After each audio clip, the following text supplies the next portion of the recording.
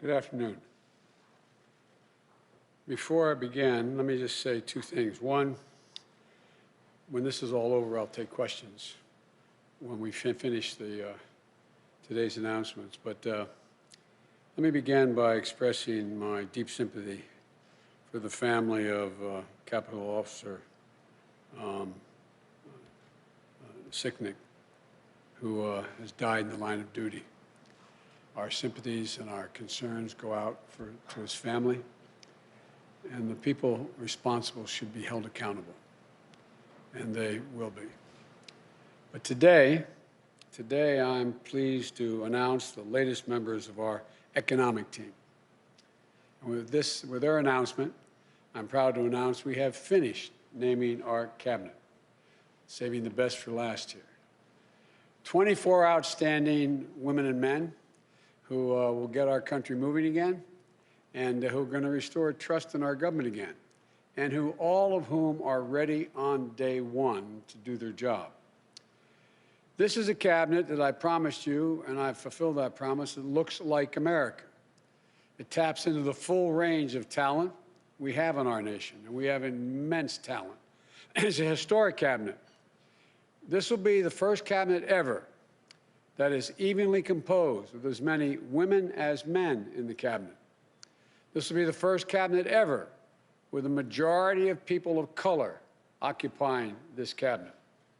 And it has more than a dozen history-making appointments, including the first woman Secretary of Treasury, the first African-American Defense Secretary, the first openly gay cabinet member, and the first Native American cabinet secretary. We're also on track. We've named a record 50 high-level appointments that are subject to president confirmation, more than any president ever elected has done. We've done our job.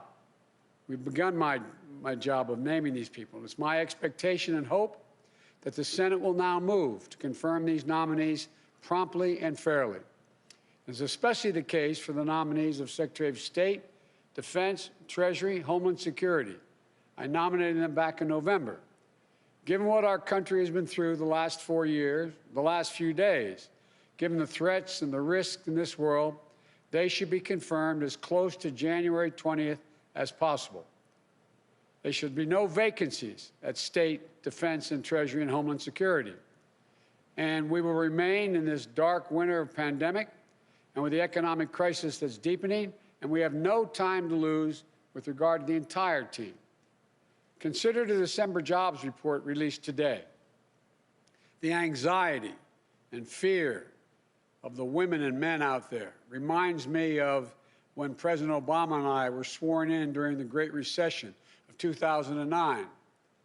This December jobs report shows millions of Americans are still hurting through no fault of their own. We lost another 140,000 jobs, the first negative jobs report since the height of the pandemic in the spring. More people have just lost a job, while many have been out of work for a long time. And the ongoing gap between Black and Latino unemployment remains much too large, that gap. And in many ways, the jobs report is a pandemic report. With the pandemic raging, people are losing work and losing hope. The hospital industry, restaurant and bars lost more than 372,000 jobs. State and local governments are slashing jobs. 20,000 local educators lost their jobs just last month. In the midst of this pandemic, there are millions of people out of work, unable to pay their rent or their mortgage. They're waiting in line for hours to get food from a food bank. Think of this, the United States of America. People are lined up for miles in their automobiles, waiting to get a meal to put on the table to feed their family. And they're left staring at the ceiling, so many, unable to sleep, worried will they have their health insurance, wondering if they'll be okay. The bottom line is the job report shows we need to provide more immediate relief for working families and businesses now. now. Not just to help them get on the other side of this painful crisis, but a larger purpose, to avoid a broader economic cost that exists out there, that will happen due to long-term unemployment, hunger, homelessness, and business failings. But by acting, the vast majority of leading economists suggest that that's what we need to do to revive the economy. In fact, economic research confirms that with conditions like the crisis today, especially with such low interest rates, taking immediate action, even with deficit finance, is going to help the economy long-term and short-term, reduce scarring in the workforce, increase growth, and reduce our national debt burden. Failure to act will have the opposite effect. I've said before, the bipartisan COVID relief package passed in December was a very important step, but just a down payment. Next week, I'll be here with you all laying out the groundwork for the next COVID economic relief package that meets the critical moment of our economy and our country and we face at the moment. For example, vaccines give us hope, but their rollout has been a travesty. This will be the greatest operational challenge we will ever face as a nation.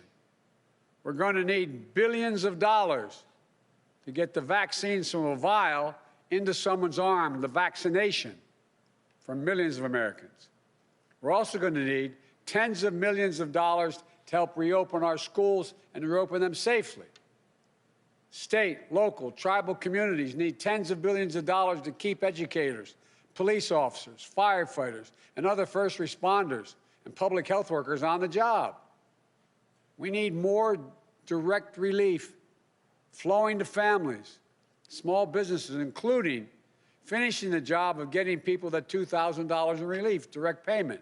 $600 is simply not enough when you have to choose between paying rent, putting food on the table, keeping the lights on. I also hope that Democratic control of the House and Senate will raise the odds of prompt action on increasing the minimum wage. I've long said that we need to reward work, not just wealth in this country. People in both parties now recognize it's time to raise the minimum wage so hardworking people earn at least $15 an hour minimum. No one should work as millions are doing today, 40 hours a week at a job and still live below the poverty line. They're entitled to at least a $15 minimum wage per hour. Folks, the big focus will also be on small businesses and how to correct the current administration's failures to get relief to Main Street small businesses that are most in need. Mom and pop stores are the backbone of the economy. And they're also, as you all know, they're the glue that holds communities together. It holds them together. But today, more than 1 in 4 small businesses are not open. At least 400,000 are closed for good. And as the month goes by, a third of Black-owned businesses, and more than a fifth of Latino-owned businesses, and more than a quarter of Native American-owned businesses have less than 1 month in reserves to cover expenses. Previous rounds of economic relief last year helped millions of small businesses stay afloat and keep employees in the payroll. But there were clear problems. Black and brown-owned small businesses had less access to that relief. Mom and pop shops were often the last in line, while big, well-connected businesses jumped in front of the line and got more relief and got it faster. And at every turn, this administration, the Trump administration, has undermined accountability for every tax dollar spent, weakening oversight, firing inspector generals. So it's no surprise an independent watchdog found that tens of thousands of ineligible companies receive relief they should not have, including from fraud and abuse, siphoning off support for their very small businesses that that need it so badly. But the good news is that the relief package passed last month provides additional aid to small business and workers. But as I said from the beginning, the need to make sure that relief and future relief reaches everyone who needs it, we need to do more. These relief dollars will start to flow quickly, potentially while the current administration is still in office. And they may send out money that they won't have any control over. But for what we have to control, need control over, I want to be very clear what my priorities are for distributing this emergency aid swiftly and equitably. Our focus will be on small businesses on Main Street that aren't wealthy and well-connected, that are facing real economic hardships through no fault of their own. Our priority will be Black, Latino, Asian, and Native American-owned small businesses, women-owned businesses, and finally, having equal access to resources needed to reopen and rebuild. But we're going to make a concerted effort to help small businesses in low-income communities, in big cities, small towns, rural communities that have faced systemic barriers to relief.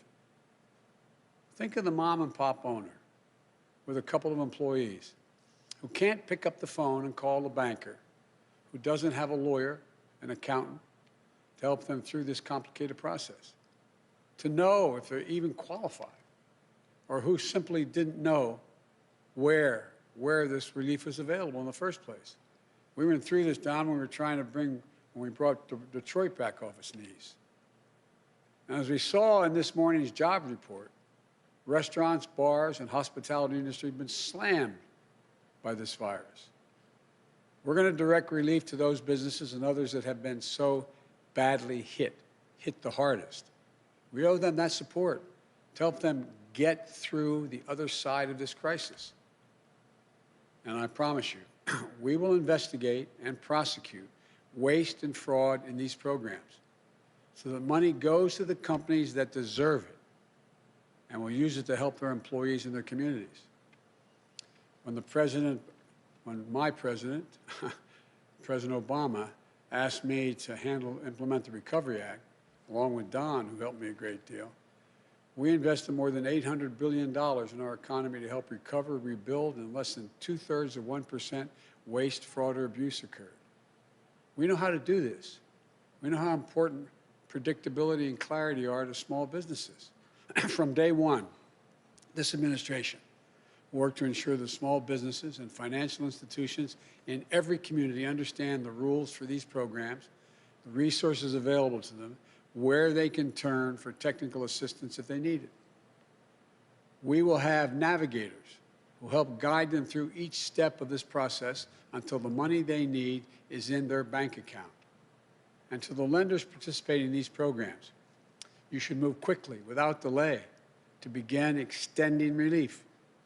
But I urge you not to disabuse these funds, not to disperse these funds in the same inequitable way you have in the past. Here's my commitment. In return, we'll make our expectations of you crystal clear, the banks, so that you can quickly and equitably deliver relief to the communities that you serve, unlike what's been happening in many places. The bottom line is we're in the midst of the most unequal economic and jobs crisis in modern history. Congress needs to act as quickly as possible on all the issues I just laid out. That's how we can contain the pandemic, build back better with an economy that works for all Americans. And this is a team that's going to help get that done. For Secretary of Commerce, I nominate Governor Gina Raimondo of Rhode Island, the daughter of a working-class family who knows what it's like when her parents' factory job was shipped overseas. She never took her parents' sacrifices for granted. She always remembers where she came from. She became a successful entrepreneur who created jobs on Main Street and brought businesses back from the edge. She became a state treasurer who invested in local communities and took on financial predators. And today, she's one of the most effective, forward-thinking governors in the United States of America, the first woman ever to lead the Ocean State. She created an innovative loan program that helped minority-owned and women-owned businesses access the capital they need, but wasn't always available to them. She's worked with employers to design skill training programs so that local workers would be equipped to take the good-paying jobs in their own communities.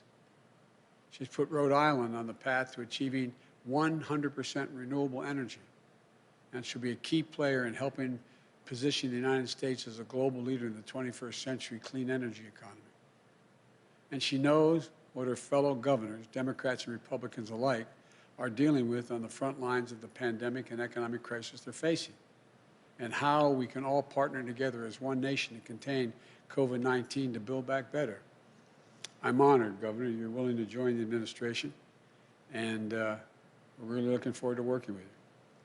For Secretary of Labor, I nominated a good friend and a stand-up guy, Marty Walsh of Boston, son of Irish immigrants. From his only downside, they're not from Mayo, they're from Galway.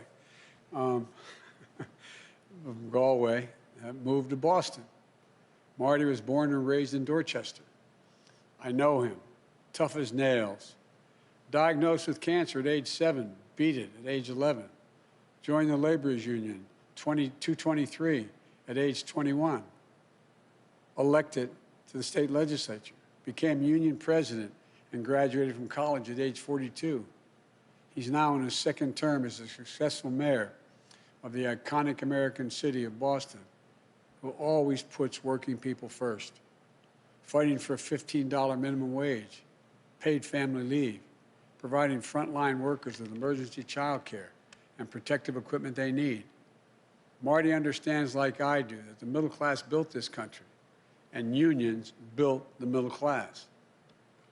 He sees how union workers have been holding this country together during this crisis. Healthcare workers, keeping our hospitals safe, clean, and effective, and efficient, I might add. Public service workers, fighting against budget shortfalls to keep communities afloat. Port workers, car haulers, warehouse workers, folks keeping our air and rail systems running. They're literally what's keeping us going. And they deserve a Secretary of Labor who knows how to build their power as workers, who knows that when I say our future will be made in America, it will be a future built by American workers, a future with historic investments in infrastructure, clean energy, manufacturing, and so much more that's going to create millions of good-paying jobs. Marty knows worker power means not just protecting the right to unionize, but encouraging unionization and collective bargaining. The Fair Labor Standards Act way back didn't just say you can have unions, it said the government should encourage the formation of unions. It also means protecting pensions, ensuring workers' safety, increasing the minimum wage, ensuring workers are paid for the overtime they've earned, like we fought for in the Obama-Biden administration, but this administration has weakened. Making sure that we have a trade policy where for every decision we make, unions are at the table, focused on winning good jobs for American workers. This is one of the most important departments to me. I trust Mayor Walsh, and I'm honored he accepted. But I also want to say I did give serious consideration on nominating my friend Bernie Sanders to this position. I'm confident he could have done a fantastic job. I can think of no more passionate, devoted ally to working people in this country. But after Tuesday's results in Georgia, giving Democratic control to the United States Senate and a tie vote, Bernie and I agreed. As a matter of fact, Bernie said we can't put control of the Senate at risk on the outcome of a special election in Vermont. And he agreed we couldn't take that chance. We also discussed how we'd work together, travel the country together, helping Marty, meeting with working men and women who feel forgotten and left behind in this economy. We agreed that we'll work closely on our shared agenda of increasing worker power and to protect the dignity of work for all working people. I want to thank Bernie for his continued friendship and leadership. I look forward to us working together along with Marty, and he thinks I made a good choice. For Administrator of the Small Business Administration, I nominate Isabel Guzman. Isabel grew up in California, working alongside her dad in a small veterinary business that he built.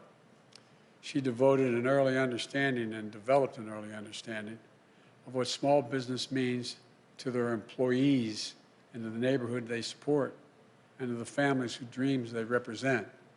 She dedicated her career to creating jobs, to supporting entrepreneurs as a senior official on the Obama-Biden Small Business Administration.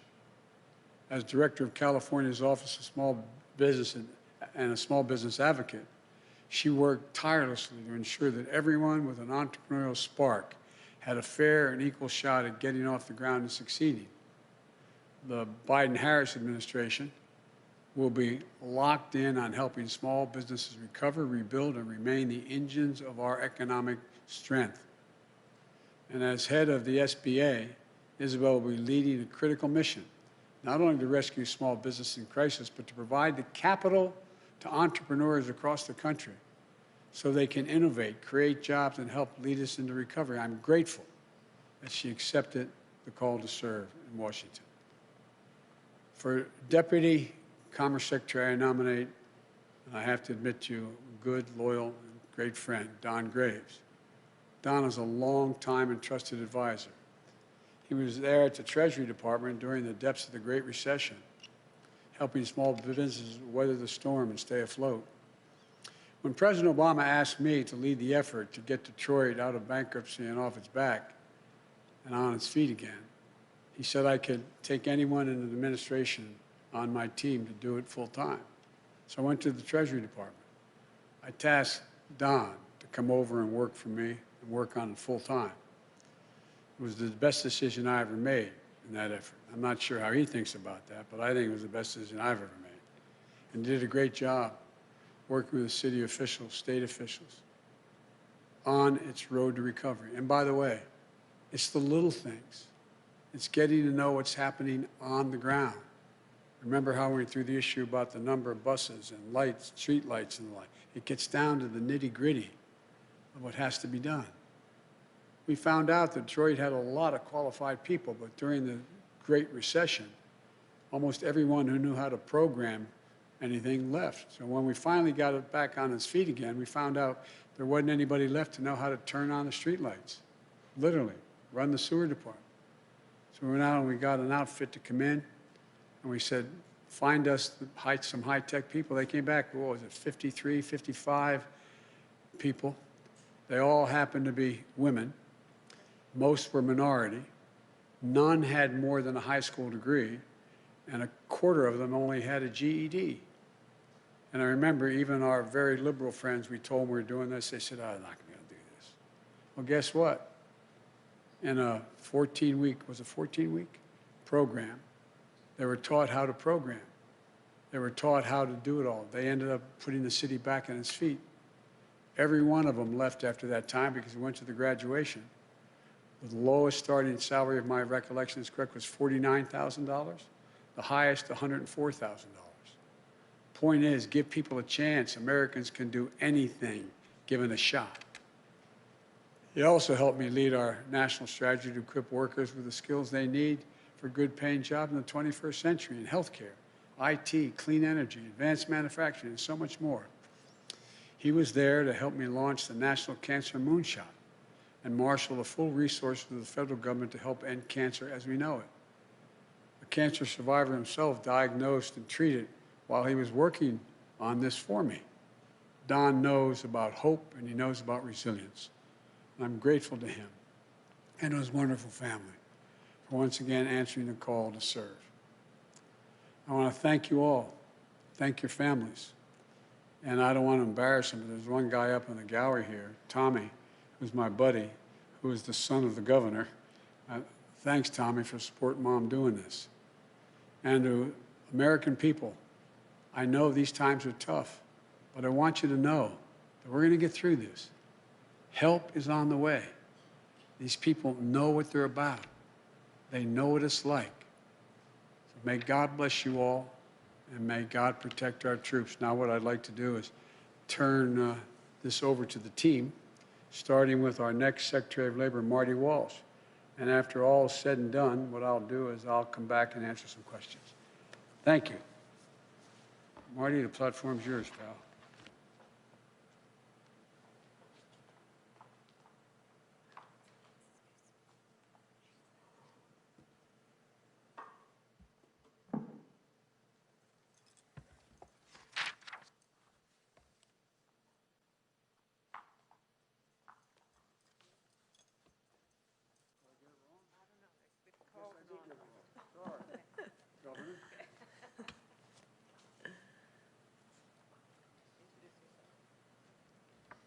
Thank you. Good afternoon. Good afternoon. Mr. President-elect, Madam Vice President-elect, thank you for this chance to work for the American people.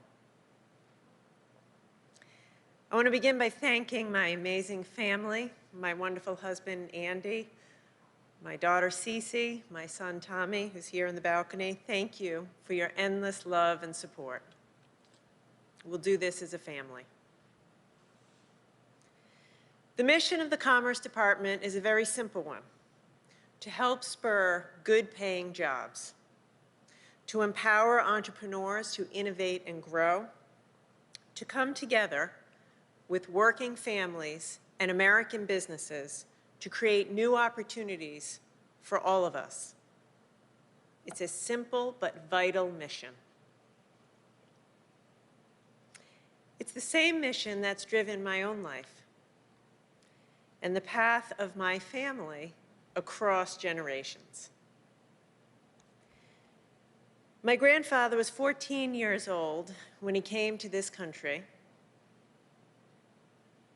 He got on a boat by himself at 14 years old from Italy. He came to America in search of new possibilities. He taught himself English late at night in the Providence Public Library. The library was open late at night. He started a family, and the first chapter of our family's new American story. And my father was the son of another Italian immigrant, a butcher who helped found the Meat Cutters Union in Rhode Island, which is now the UFCW local in Rhode Island. And after serving in the Navy and going to college on the GI Bill, my father went to work in manufacturing, spending most of his career at the Bulliver Watch Factory in Providence. Now, I was the youngest of 3 kids, and there were 6 of us, including my grandfather,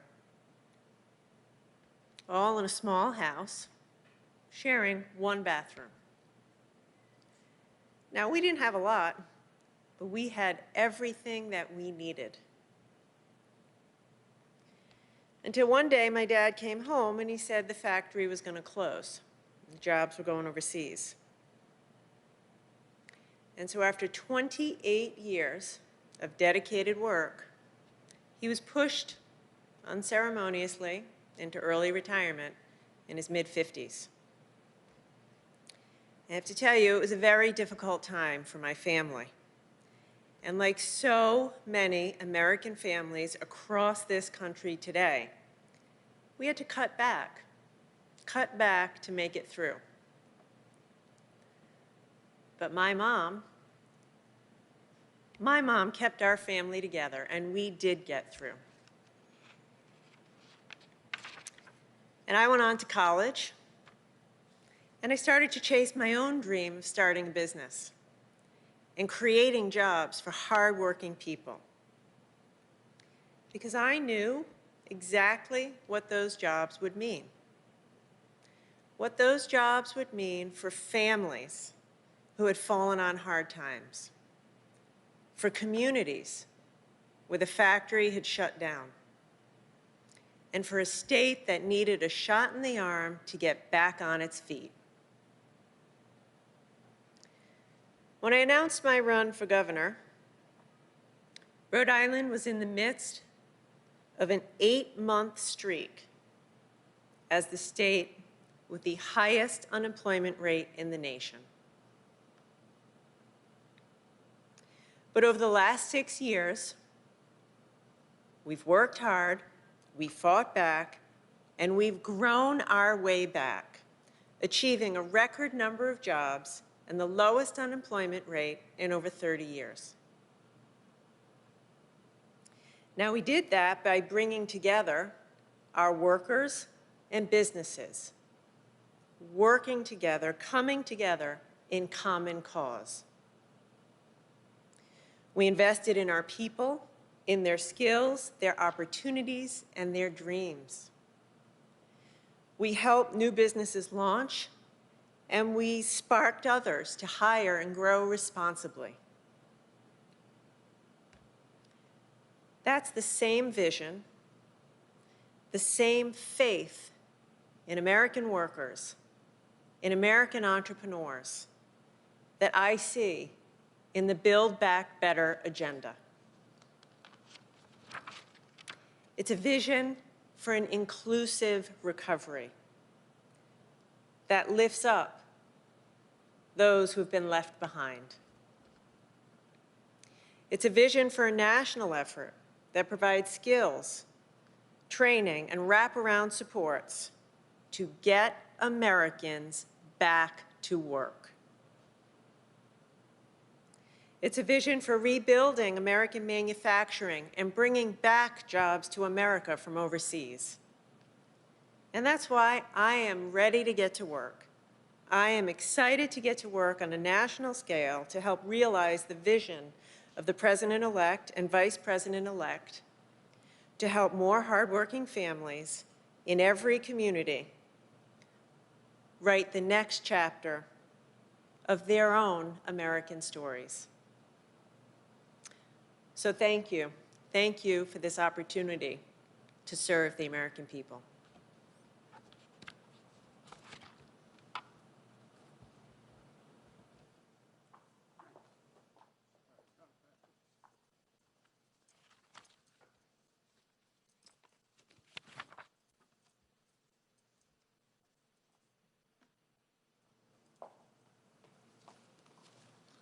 Thank you, Governor Raimondo, and I look forward to working with you in my role as well. Mr. President-elect, Madam President, Vice President-elect, I want to thank you for the opportunity to serve the American people. The word labor means everything to me. As you mentioned earlier, Mr. President-elect, my mother and father came to this country as immigrants from Galway, which is in Ireland, but from a part of Galway called Connemara. They brought with them their willing hands, their honest hearts, and hopes for the American dream. But all they needed, because my father joined the laborers union in Boston, was that opportunity. And that's why my parents were able to raise my brother, John, and myself with dignity and security in a multi-ethnic, multi-racial, working-class neighborhood of Dorchester in the city of Boston. I followed my father into that union. I learned what it took to turn an honest day's work into an honest day's pay. I saw what fighting for good jobs, good benefits, a safe workplace does for the lives of hardworking men and women and their families. And I fought for working people every single day of my life since then. Today, we're at a crossroads in America. It's a time of great hardship. Working people are holding the country together right now. I've seen it up close as mayor of the city that I love, Boston. Healthcare workers, first responders, grocery store workers, delivery drivers, postal workers, sanitation workers, custodians, coming through for us under impossible conditions.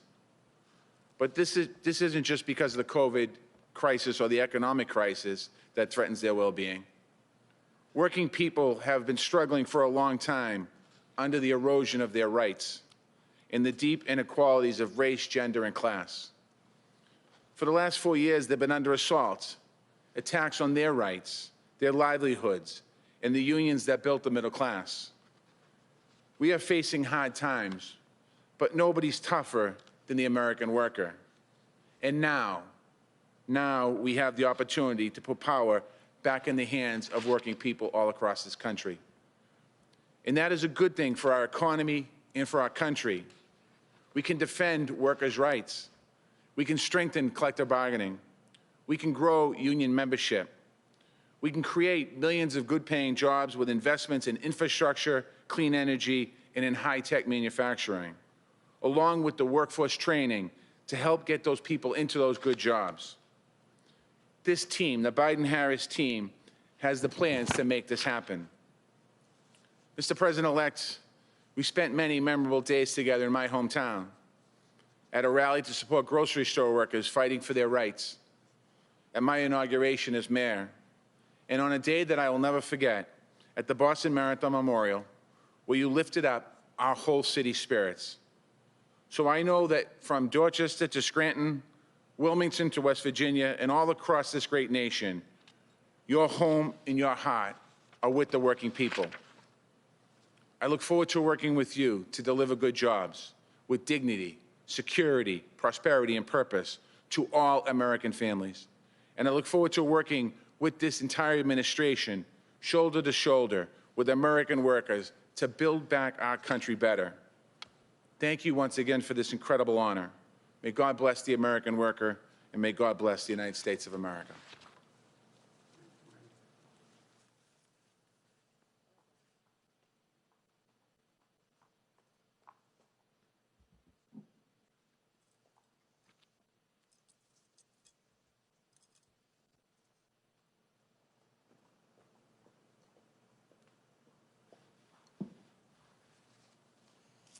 Good afternoon.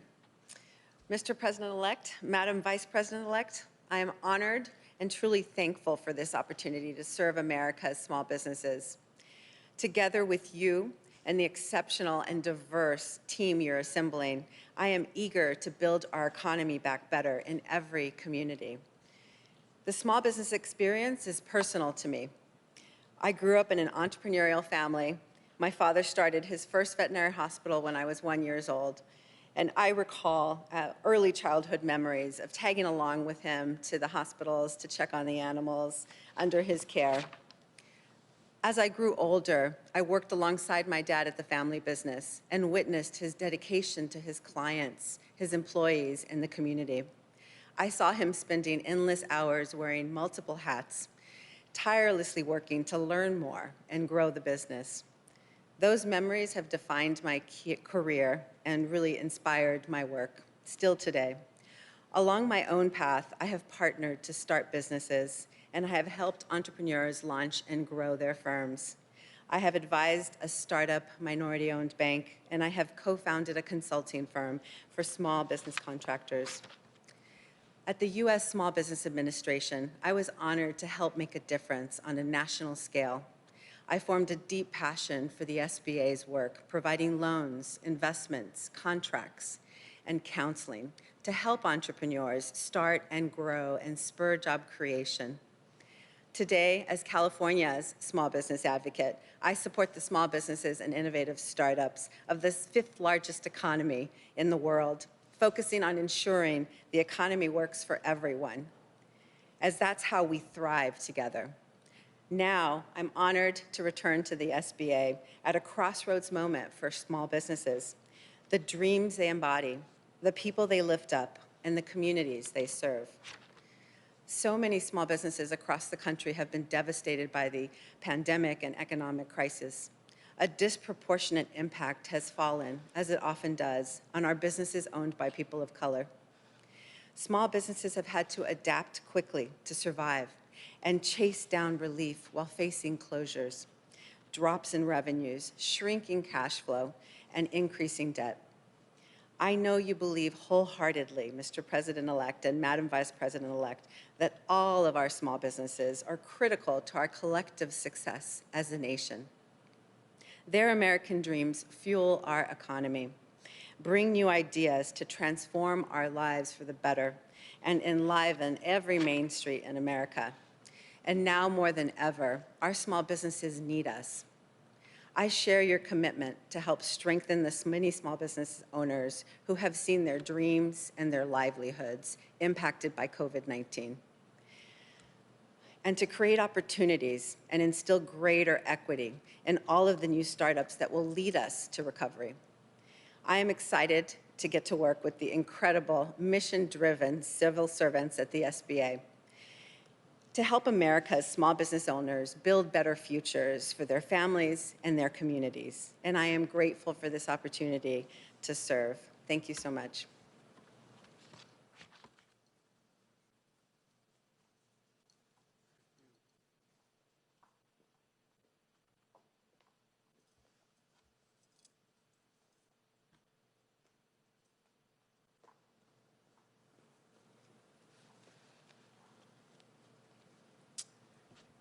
Mr. President-elect, Madam Vice President-elect, I'm honored and humbled to be here today. I first want to thank my family for giving me permission to once again serve the American public. I've spent my career in government, the private sector, and nonprofits, finding ways to ensure that economic opportunity is inclusive and broad-based. And as it is for all of us in our own ways, it's personal. I come from a long line of small business owners, including one who owned and operated the only African-American-owned hotel in the mid to late 1800s, just 4 short blocks from where the Commerce Department sits today. But for too many people in this country, the chance to start and grow a business, to take their idea into market and sell all over the world remains elusive all these years later. But we also know that government, its resources, and its experienced and capable civil servants can help level the playing field and empower people, communities, and our economy to reach their full potential. Mr. President-elect, I saw it firsthand when you and President Obama prevented another Great Depression and helped us recover, rebuild, and put us on the way to resurgence. I saw it in Detroit, where we were able to provide the partnership to help residents, businesses, and leaders get their city back on the feet again. And as we traveled the country, meeting with local leaders, labor unions, business leaders, and educators, I saw how you brought people together to ensure American workers were equipped and matched with the skills for jobs in their own communities that also strengthened the economic competitiveness of our nation. Above all, you showed me how to do it the right way, to understand that service isn't about those who serve, but the people we serve. To spend the extra time to really understand what they're going through, and to know they aren't looking for us to solve everything, but to understand and help make their lives better. I felt that most through the Cancer Moonshot you launched, deeply personal to both our families. And that gave the American people a renewed sense of hope in what we can do as a nation. With Governor Raimondo, Mayor Walsh, Isabel, and the entire economic team, we will govern by that high standard that you and the Vice President-elect continue to show, to revive the economy through the pandemic and build it back better, to advance racial equity across the board and to meet the existential threat of climate change with American jobs and ingenuity. With your leadership, I know this administration will provide the American people the support they need to thrive and the opportunity to turn their hopes into lives of dignity and the respect they deserve. Thank you again for the opportunity to serve.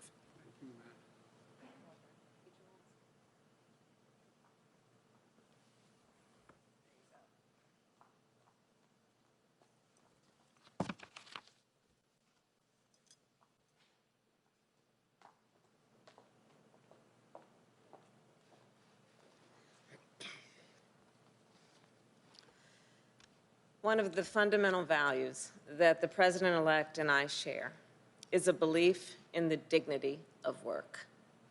We both understand that a job is so much more than just a paycheck. It's about dignity and respect. Joe learned that lesson from his father, and I learned it from my mother. My mother taught me, in her words and in her actions, that no matter how you earn a living, whether you're a caregiver or a truck driver, a grocery store clerk, or a small business owner, every job has inherent value and worth. And every worker, everywhere, has a right to earn a living wage, work in safe and healthy conditions, and pursue a better life for themselves and their family. We also know that right now, the dignity of an honest day's work and the financial stability of a steady income are out of reach for millions of Americans. The December jobs report makes that very clear. Food banks, as the President-elect has said, are being strained, trying to feed people who've had to worry for the first time in their lives about where they can find their next meal. Essential workers, like the nurses Joe and I called over the holidays, continue to risk their own health and the health of their families for all of us. Small business owners, from restaurants to barbershops to dry cleaners, they're hurting. And let's be clear, those who run America's small businesses, they're not just business leaders, They are civic leaders. They are community leaders. They're the ones who sponsored the Little League team and scholarships for local kids and all kinds of local causes and activities. They're the ones who are role models in their communities. And we've got to do right by them. So first and foremost, as the President-elect has said, we will provide more immediate relief. We must, for working families and businesses now. And even as we address our immediate crises, even as we work to contain this pandemic and open our economy responsibly, we must also do what President-elect Biden and I have pledged to do. We must build our economy back better so that it lifts up everyone, no matter what you do for a living or where you live, whether it's in a small town, a big city, or anywhere in between. And that means providing access to capital for small business owners, the economic engines of our neighborhoods, so that they can create the jobs that are in our communities and help our communities thrive. It means making sure we're equipping workers with the skills they need for the jobs of the future, and making sure our entrepreneurs and businesses continue to out-innovate and out-compete the rest of the world. And it means protecting and expanding workers' rights by fighting for a higher minimum wage and paid leave, safe and healthy workplaces, and stronger unions. From working with unions as San Francisco's district attorney to helping author the Domestic Workers' Bill of Rights in the United States Senate, I can tell you from personal experience that whether it's the apprenticeships of the building trades or the caregiving skills of home health care workers, this is some of the most important work being done in our country. The President-elect and I know that, and so does this team we are announcing today. These are leaders, and I've worked with many of them, who together with the rest of our economic team will help create millions of good-paying union jobs and build an economy that is stronger and fairer for working people. They are seasoned public servants with track records of not only standing up for workers and unions, but creating and spurring innovation and creating opportunities for small business owners. And like President-elect Biden and I, they will fight to honor the dignity of work. The President-elect and I share a vision of America where opportunity is within reach for all the people, where everyone can see a better and a brighter future for themselves and for their children. With the leadership of these public servants and our entire economic team, we will get to work building that America less than 2 weeks from today. Thank you so very much, Mr. President-elect. Thank you.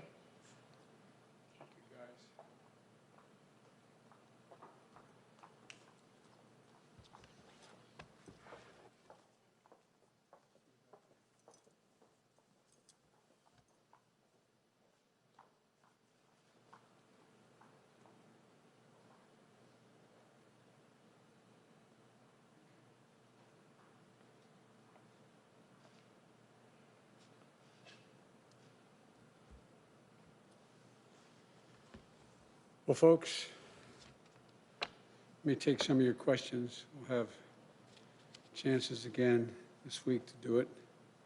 But let me yield, and you tell me who we're talking to.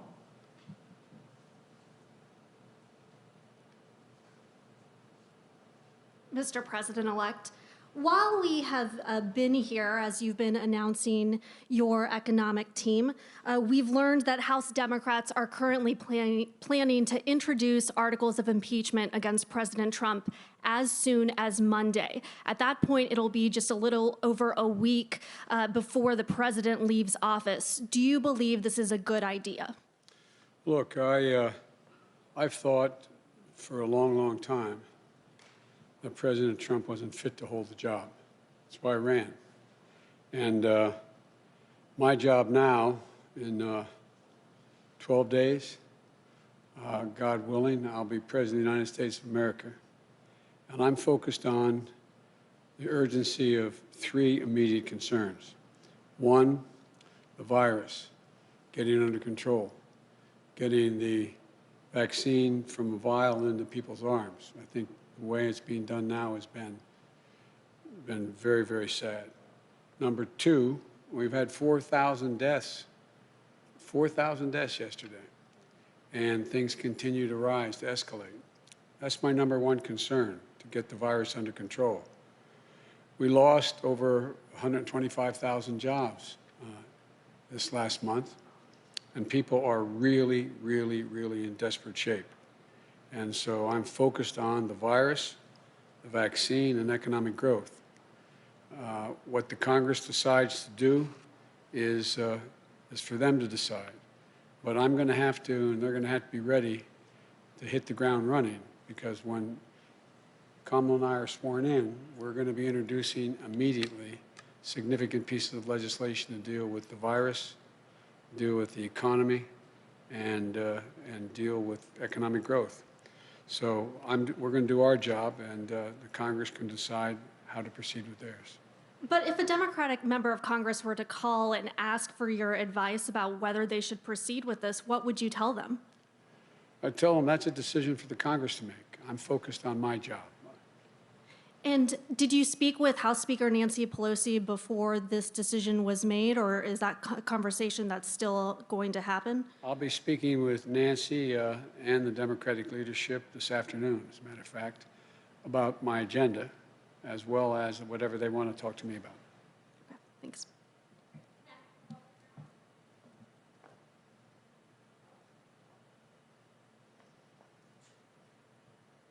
Thanks, Mr. President-elect.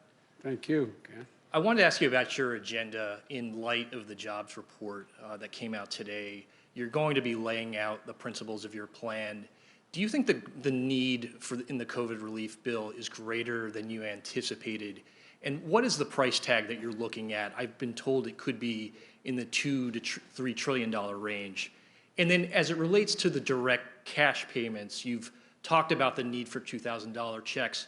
Do you want to see that in a Senate standalone bill as a way to speed up the process? Or do you think those direct cash payments should be part of the package that you're going to be proposing? Well, we're going to be proposing an entire package. And parts of that package are of equal consequence to people.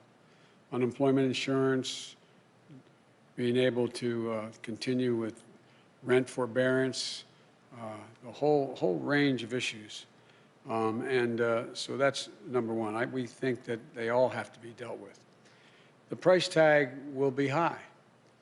But as I said, made scant reference to in my opening comments, the overwhelming consensus among the leading economists, left, right, and center, is that in order to keep the economy from collapsing this year and getting much, much worse, we should be investing significant amounts of money right now to grow the economy. And that's a pretty wide consensus. And as you know, Moody's had done an analysis of what I originally had been talking about and said that it was necessary to keep the economy from going down. It would rise, we'd create 18.6 million jobs, create $2 trillion more in economic growth than the other administration would, this outgoing administration. So it is necessary to spend the money now. The answer is yes, it will be in the trillions of dollars, the entire package. But it will be, I'll be here next Thursday laying out in detail how that package is going to go. But the basic story is simple, that if we don't act now, things are going to get much worse and harder to get out of the hole later. So we have to invest now. Secondly, we're going to have to meet the emergency needs of the American people. I mean, literally, I know you know this, Ken, that people are having trouble just putting food on the table, just having to keep the payment of their car, maybe even able to turn the lights on. There's a dire, dire need to act now, purely out of what is a humanitarian need here at home. And thirdly, we're going to, in the third stage of this, the whole story is we're going to have to invest, as I suggested throughout the campaign, in infrastructure, in healthcare, and a whole range of things that are going to generate good paying jobs that will allow us to grow the economy. So that's a long answer to a short question, which is that the idea of, with interest rates as low as they are, with the Fed having had its power sort of taken away in terms of what they could do to help this administration like last, it's important across the board. Every major economist thinks we should be investing in deficit spending in order to generate economic growth. And I wanted to ask you about what took place at the Capitol this week. You served in the Senate for 36 years, and importantly, you were there in 1983 when there was an explosion in a Senate corridor. You were there in 1998 when 2 Capitol police officers were shot. You were there during the anthrax attacks in 2001. What kind of an investigation needs to take place, and what steps need to take place to improve the security of the Capitol? And then secondly, how do you think the people who were involved in the storming of the Capitol, how should they be treated by your Justice Department? Should they be treated as domestic terrorists? Yes, they should be treated as they're a bunch of thugs, insurrectionists, white supremacists, anti-Semites. 6N is not enough. I mean, come on. You know, these shirts they're wearing, these are a bunch of thugs. And they're terrorists, domestic terrorists. And that'll be a judgment for the Justice Department to make as to what the charges should be. But the fact is, they should be prosecuted. They should be prosecuted. The difference here is, this had the active encouragement of a sitting president of the United States. And the way in which the breakdown in security occurred needs to be thoroughly investigated. I'm not going to prejudge what it was, but the idea that these people were able to just march up the stairs, march in, and do it in the way we had, there's a great debate. I don't know the answer. Great debate now. Was the governor of Maryland correct when he said that I was ready to send in the National Guard? I couldn't get authorization. What happened? It deserves a full-blown investigation. People be held accountable, and steps taken that something like this could never happen again. And the difference this time is, every nation has dealt, every democracy has dealt with individual terrorist attacks by groups that are very targeted. The largest target was 9/11 and the buildings. Well, right down to blowing up, you know, a bomb going off in the Capitol when I was there, and 2 policemen. But the idea that thousands of people could be marching up the steps of the United States Capitol, breaking windows, breaking doors, forcing their way in, stepping aside. And the photographs of, well, I don't know what the circumstances, the photograph looked like you had some of the Capitol Police taking selfies with these people. That has to be thoroughly investigated. The authorities responsible have to be held accountable for the failures that occurred, and we have to make sure that this can never, ever happen again. The damage done to our reputation around the world by a president of the United States encouraging a mob. This reminded me more of states I've visited over the 100 countries I've gone to, in third tin horn dictatorships. It just cannot be sustained, has to be immediately investigated in depth, and people have to be held accountable. And lastly, do you think you need to change any of the planning for your inauguration as a result of this? Totally different entity is in charge of the inauguration that was in charge of protecting the Capitol, the Secret Service. I have great confidence in the Secret Service. I have great confidence in their ability to make sure that the inauguration goes off safely and goes off without a hitch. So it's a different, so I have confidence in what is going, in the planning that's been underway before this and continues with the Secret Service as the lead agency. Thank you. Thank you.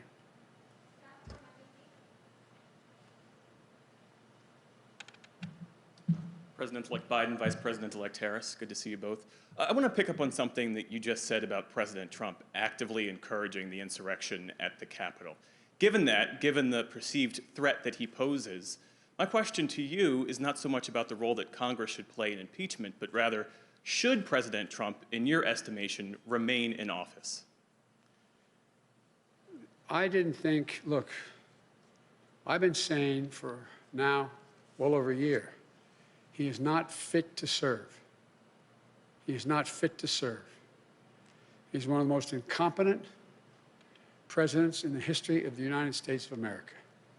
And so the idea that I think he shouldn't be out of office yesterday is not the issue.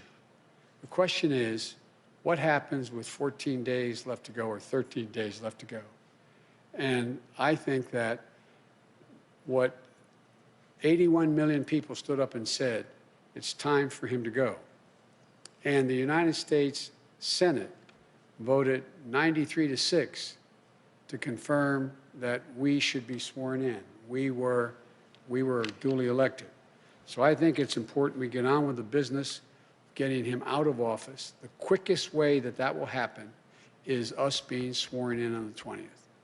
What action happens before or after that is a judgment for the Congress to make, but that's what I am looking forward to, him leaving office. I was told that on the way up here, way over here, that he indicated he wasn't going to show up at the inauguration. One of the few things he and I have ever agreed on. It's a good thing I'm not showing up. Earlier, you'd said that if you'd hope that he would show up only in the sense that it was valuable to send a signal to the world about the transfer of power. You've clearly changed your perspective on that. Because he has clearly demonstrated, he's exceeded even my worst notions about him. He's been an embarrassment to the country, embarrassed us around the world, not worthy to hold that office. If we were 6 months out, we should be moving everything to get him out of office, impeaching him again, trying to invoke the 25th Amendment, whatever it took to get him out of office. But I am focused now on us taking control as president and vice president on the 20th and to get our agenda moving as quickly as we can. Thank you.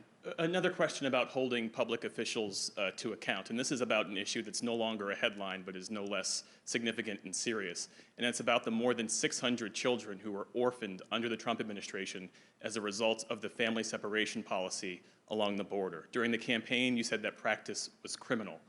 Will you commit to making sure that the Trump administration officials responsible for that policy will be held to account? I'll commit that our Justice Department and our investigative arms will make judgments about who is responsible, how they're responsible, and whether or not the conduct is criminal across the board.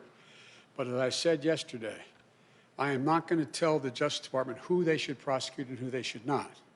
That's a judgment that will be made by the Attorney General of the United States of America, not influenced by me.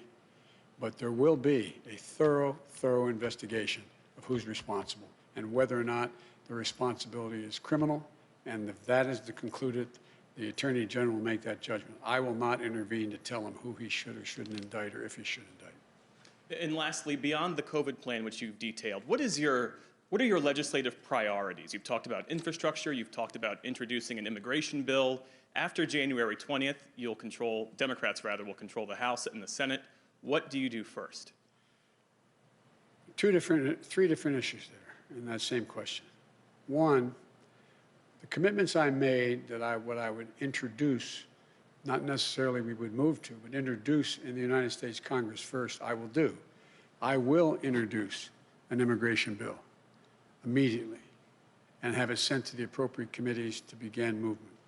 I will, in fact, countermand executive orders that the president has, in fact, initiated that are contrary to what I think is either his authority and/or, even if it's his authority, contrary to the interests of the United States on environmental issues and a whole range of other things. And thirdly, I will immediately move, though, to the most urgent need of asking the Congress to give me the financial wherewithal to deal with the virus, to be able to move so that we have Operation Warp Speed really working. Warp Speed got the vaccine to places that were delivered, but did not get them from those vials into people's arms. And so it is a gigantic logistical concern of how we do that. I'm committed to get 100 million shots in people's arms in the first 100 days. I'm committed to insisting that in all federal jurisdictions, any place I have control as president, everyone will be mandated to wear a mask in interstate transportation as well as federal facilities.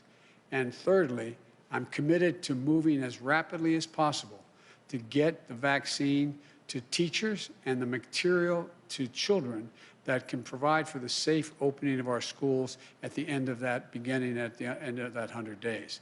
They're the most urgent things we have to do now, immediately upon getting office. There's going to be multiple things, as you well know, because you're a seasoned veteran of how this policy, how we work, and that is that there will be other committees will be holding hearings on a whole range of issues, from my positions on infrastructure, what we should be doing to generate a green economy, and so on. But in terms of the immediate need to get done, not just introduced, but to get done, voted on, and get the money and resources to do it, it turns out that the most urgent need is dealing with the virus, number one, and economic relief to Americans who, through no fault of their own, are really getting battered.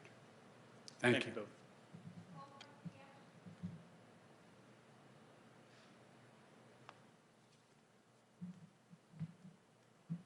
Thank you, Mr. President-elect and Madam Vice President-elect. I want to follow up with respect to what you just said about the inauguration and that it's a good thing that the president is not coming. But what about the Vice President, Mike Pence? He's welcome. I think it's important that as much as we can stick to what have been the historical precedents of how, in the circumstance in which an administration changes, should be maintained. And so if the Vice President is welcome to come, we'd be honored to have him there and to move forward in the transition. Have you spoken to him at all? No, I haven't. And you have called for unity and healing in this country, but after the events of Wednesday, does that make your job easier or harder? I think it makes my job easier, quite frankly. I've had a number of my Republican colleagues, former colleagues, I used to serve in the Senate for a long time, call me. Many of them are as outraged and disappointed and embarrassed and mortified by the president's conduct as I am and Democrats are. And I think I have said from the beginning, and I have not changed my view, my overarching objective is to unify this country. We must unify the country. And I think that you've heard me say this before, and I apologize for repeating myself, but understandably the questions are repetitive and good. I mean, I'm not being critical of the question. And that is that there's two ways people are inspired: by inspirational leaders and by terrible leaders. By terrible leaders. What this president has done is ripped the Band-Aid all the way off to let the country know who he is and what he's about and how thoroughly unfit for office he is. And you see already a number of Republicans. I was so proud. I know we're on opposite sides. I'll get criticized from some of the people in my party for saying this, but I've worked very hard with and against the former, soon-to-be former Majority Leader, Mitch McConnell.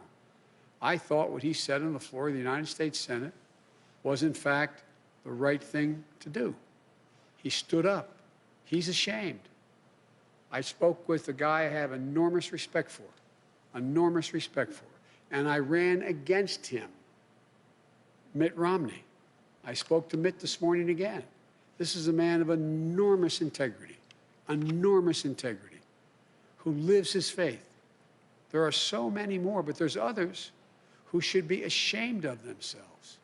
But they make up a minority of the Republican Party. This isn't about Republican Democrat anymore.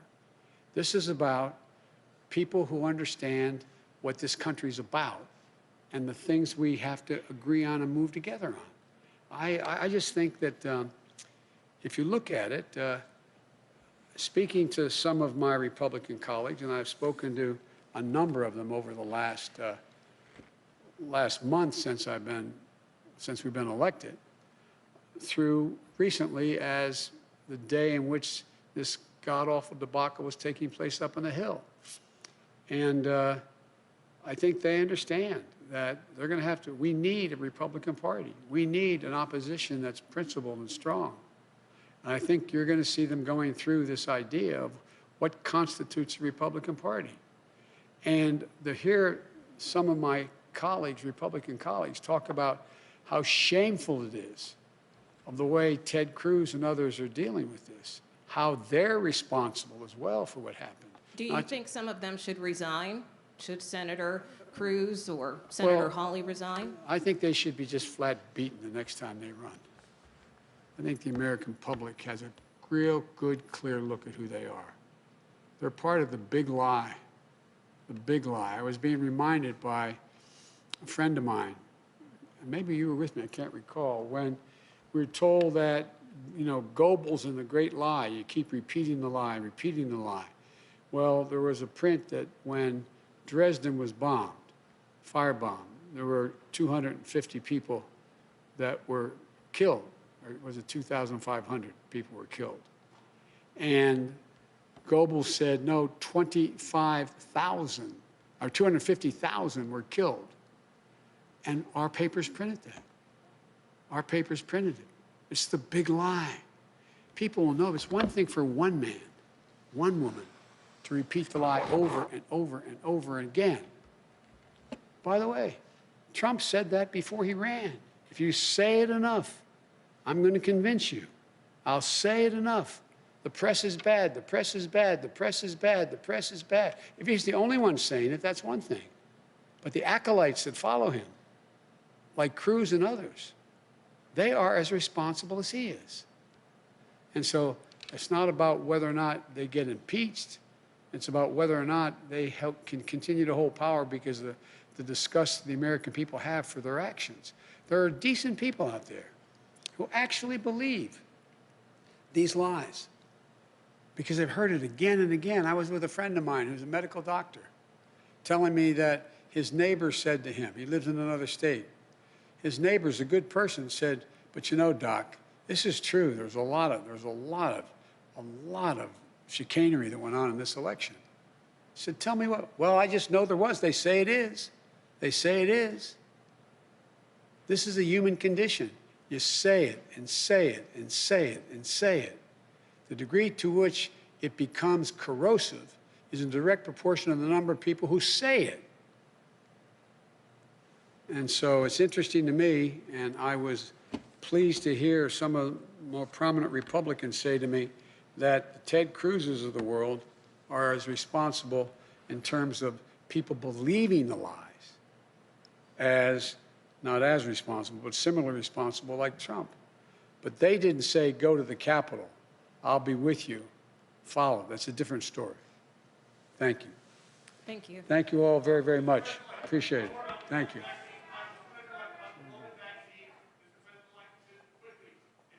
All the available doses. Can you guarantee that everybody can get their second shot on time? The answer is I'll be talking about that on Friday. On Friday? Thursday. On Thursday?